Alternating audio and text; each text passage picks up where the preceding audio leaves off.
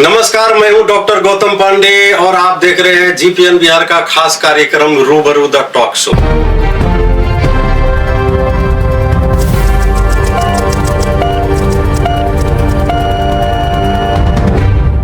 दोस्तों, आज हम चर्चा करेंगे एक ऐसे इसको बीमारी कहें या क्या कहें ये तो आपको बाद में पता लगेगा, लेकिन आज जो हम चर्चा करने वाले हैं वो चर्चा होगी हमारी ऑटिज्म के ऊपर। ऑटिज्म से प्रभावित बच्चे, जो मासूम बच्चे हैं, उनकी जिंदगी पर इसका क्या असर पड़ता है, उनकी एक अलग दुनिया होती है, तो वो दुनिया किस तरह की होती है और उस दुनिया में क्या क्या छिपा हुआ होता है, ये सारे बातों की जानकारी आज हम लेंगे इस कार्यक्रम में। तो इसमें जानकारी देने के लिए आज हमारे साथ हमारे स्टूडियो में मौजूद है पूर्णिया के ऑटिज्म आश्रम के डायरेक्टर हैं आकांक्षा उपाध्याय जी। आकांक्षा जी, आपका रूबरू द टॉक शो में बहुत बहुत स्वागत है। Thank you so much. हम बात शुरू करें, आगे गहराई में जाएं, उससे पहले आप हमें ये बताएं कि ये ऑटिज्म या एएसडी क्या है, इसके मुख्य लक्षण क्या है? सबसे पहले तो बहुत बहुत धन्यवाद, आपने मुझे अपने टॉक शो में बुलाया, रूबरू द टॉक शो। और आपके पहले सवाल का मैं जवाब देना चाहूंगी। ऑटिज्म या एएसडी, ऑटिज्म स्पेक्ट्रम डिसऑर्डर, ये कोई बीमारी नहीं है। ये एक मेंटल इलनेस जो लोग के अंदर धारणा बनी हुई है, ये नहीं है। ये एक मानसिक विकास का रूप है, मतलब आपके मस्तिष्क से रिलेटेड है कि आपके मस्तिष्क किस तरीके से विकास हो रहा है, उससे रिलेटेड है। तो it is neurological development, you can say condition. कोई डिसऑर्डर नहीं है या कोई बीमारी नहीं है। तो ये बहुत बड़ी सबसे पहले लोगों में गलत धारणा बनी हुई है कि ये कोई बीमारी है। तो ये कोई बीमारी नहीं है। और इन बच्चों को हम लोग कुछ इस तरीके से ना देखें कि ये लोग उनके ऊपर दया की भावना या फिर उनसे दूर भागना कि ये लोग बीमार हैं, नहीं। तो ऐसा इसके नहीं। लक्षण क्या है, कैसे पता लगता है कि जो बच्चा है वो ऑटिज्म से पीड़ित है? देखिए, लक्षण सबसे पहले तो इसको बोलेंगे अर्ली इंटरवेंशन। जैसे कि हम लोग शुरुआत में, ये बहुत थोड़ा सा मुश्किल हो जाता है शुरुआत में, क्योंकि पेरेंट्स को लगता है कि उनका बच्चा जब 1 साल का 2 साल का होता है तो बोलता नहीं है, स्पीच डिले हो जाता है। तो सोचते हैं, पेरेंट्स के अंदर ये भावना आ जाती है कि हमारा बच्चा हो सकता है लेट से बोले। तो सबसे पहली बात, बच्चे में स्पीच डिले आता है। बच्चा कम्युनिकेट नहीं करेगा, बच्चा आपसे आई कांटेक्ट नहीं करेगा, बच्चा हैंड्स की फ्लैपिंग करेगा, गोल गोल घूमेगा, बच्चे के अंदर सेंसरी इंटीग्रेशन नहीं होगा, उसको नहीं पता, जोर से कोई आवाज आ गया, म्यूजिक सुन लिया तो बच्चा घबरा जाता है, कुछ तेज रोशनी देख ली तो बच्चा घबरा जाता है। तो ये सारी चीजों से हम लोग बच्चे में जान सकते हैं कि उसको ऑटिज्म है। तो आप एक एक्सपर्ट के तौर पर ऐसे बच्चों के लिए समाज को क्या समझाना चाहेंगे? तो मैं समाज को यही संदेश देना चाहूंगी कि आपके मन में जो धारणा बनी हुई है कि कोई मेंटल इलनेस है, बच्चा पागल है या कुछ अलग तरीके का है, ऐसी धारणा को पहले तो हटा देना है।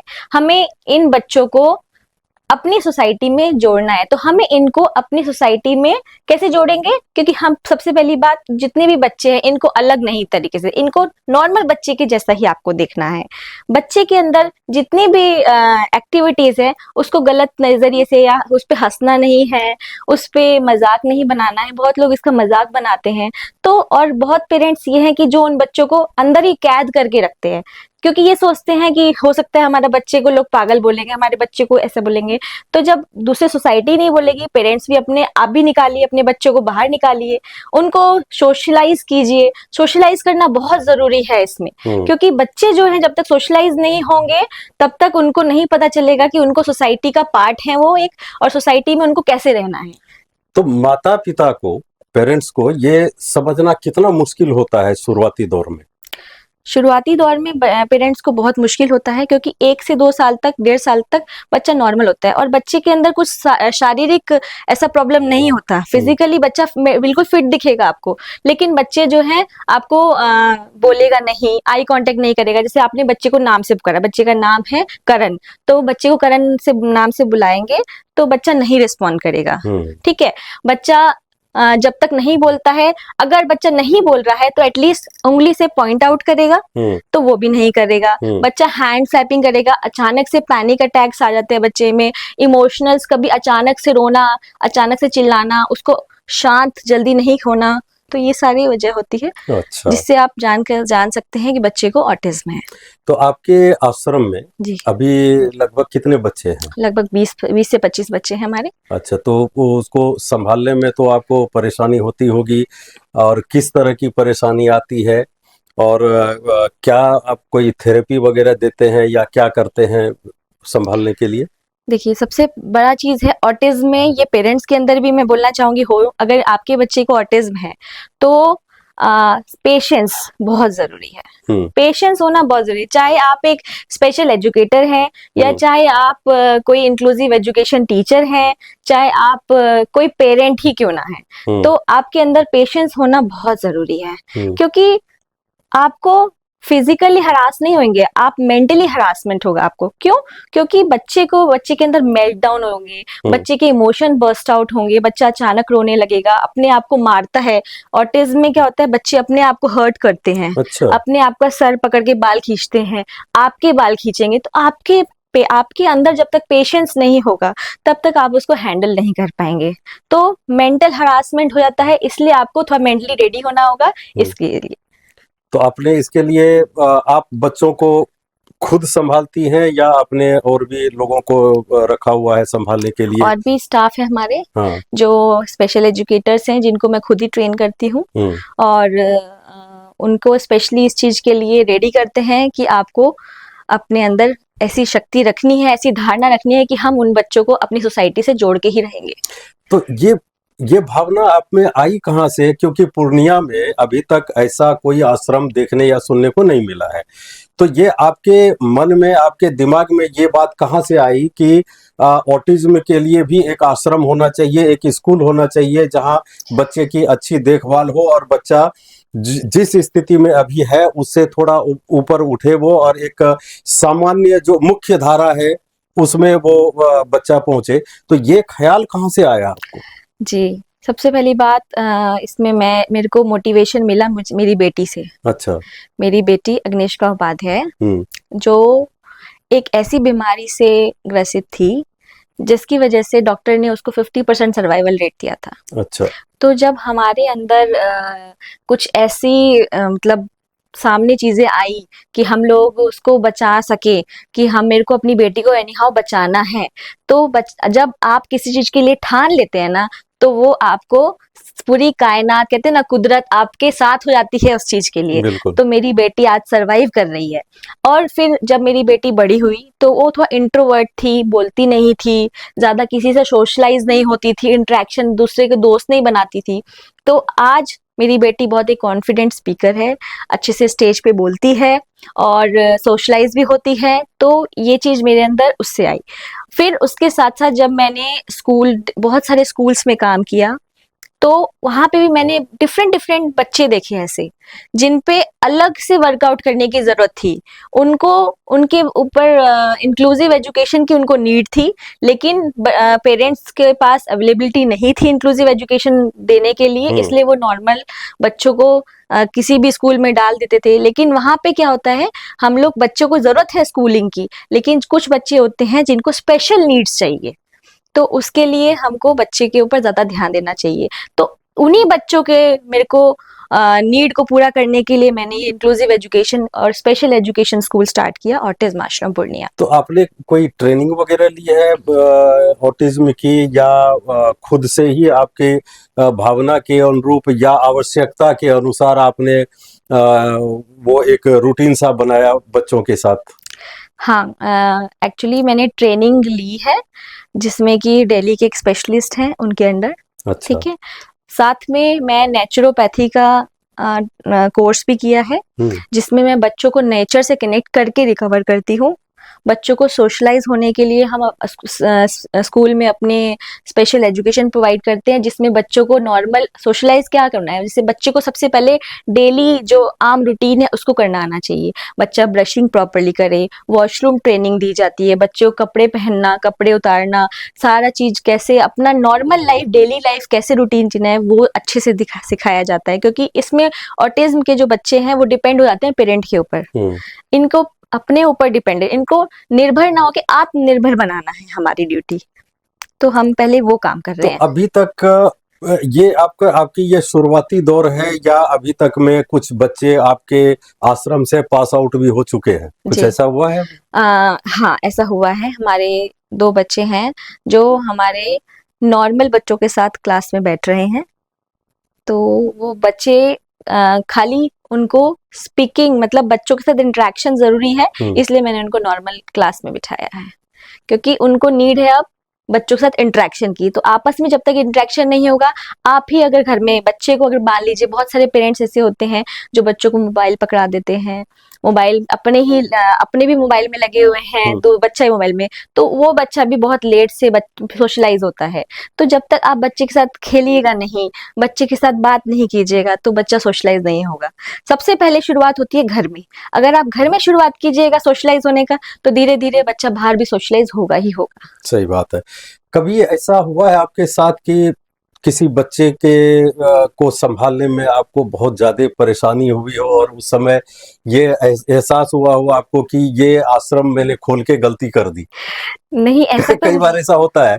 जी जी जी हाँ। जी। देखिए, बहुत सारे ऐसा टाइम आता है जिसमें कि आपके जो स्टूडेंट्स हैं, आपको उनको हैंडल करने में बहुत डिफिकल्टी होती है शुरुआती दौर में। सबसे पहली बात, क्योंकि बच्चा जब शुरुआत में आता है ना, तो उसको नहीं पता होता कि ये कौन है, ये आपका क्या लगते हैं। आप उनके साथ इंटरेक्शन करने में, उनके साथ इमोशनल एक टच बनाने में टाइम लगता है।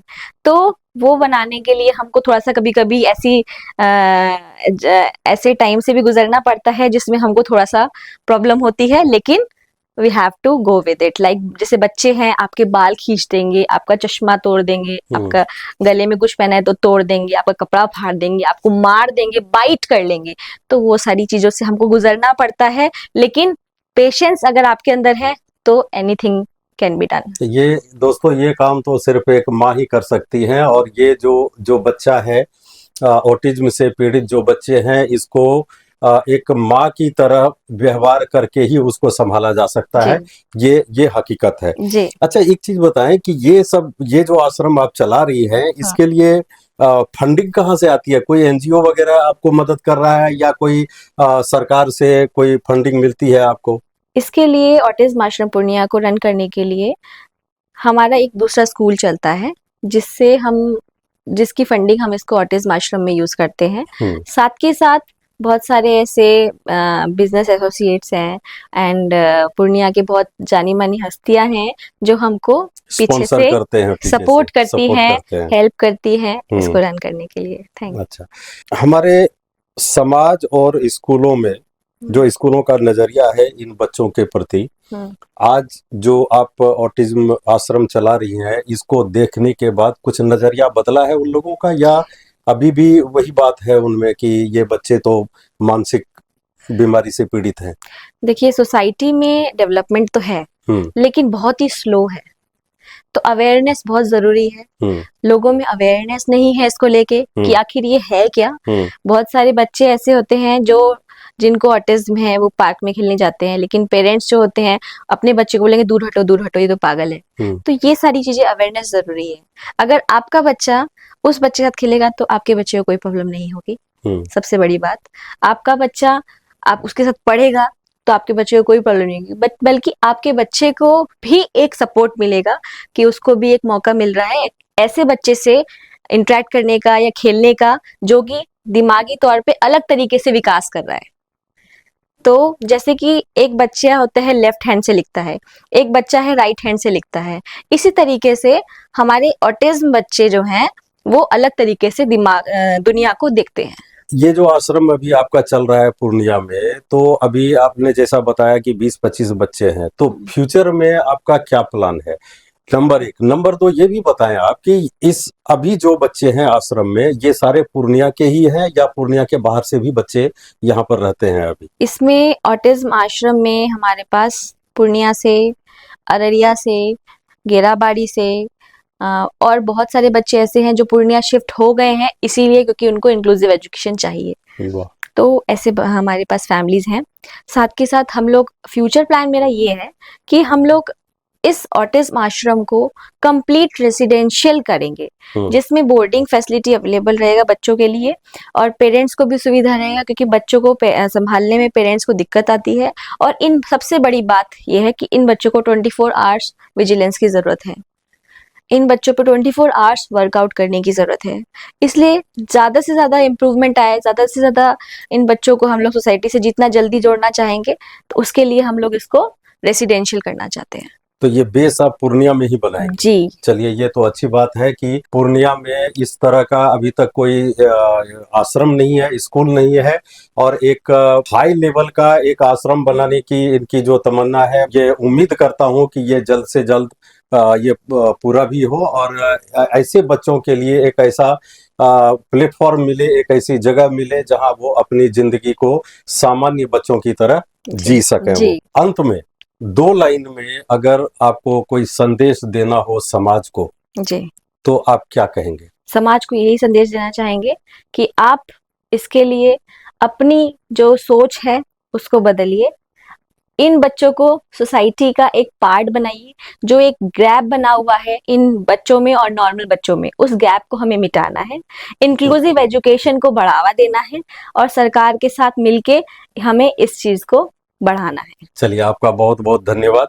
आपने बहुत सारी बातें ऑटिज्म के बारे में बताई जो लोगों को पता नहीं है। तो दोस्तों, देखा अभी आपने, इस रूबरू में हमने जाना कि ऑटिज्म क्या है। आपको बता दें कि जैसा मैडम ने अभी बताया, मिस उपाध्याय ने, कि ऑटिज्म कोई बीमारी नहीं है, ये कोई मानसिक बीमारी नहीं है, यह एक अवस्था है बच्चों की जो उसके प्रगति में थोड़ी सी वो दिक्कत होती है, वो थोड़ा धीरे प्रगति होती है उनमें, लेकिन होती जरूर है। उसको बचपन में संभालने की आवश्यकता है। अगर बच्चे को इस स्थिति में छोड़ दिया जाए, ना संभाला जाए, तो बच्चा आगे चल के वो चिड़चिड़ा हो जाएगा या दुनिया से कट जाएगा, वो दुनिया से वो इंटरेक्ट नहीं कर पाएगा। तो दोस्तों, हम ये चाहेंगे कि इनकी जो आगे की जो ख्वाहिश है, आगे की जो तमन्ना है, वो तमन्ना भी पूरी हो। और हम आपसे भी ये अपील करेंगे, समाज से और परिवार से, कि अगर आपके परिवार में, समाज में इस तरह का कोई बच्चा है, तो उसे इस तरह से ना देखें कि वो एक बीमार है, वो एक बीमार बच्चा है।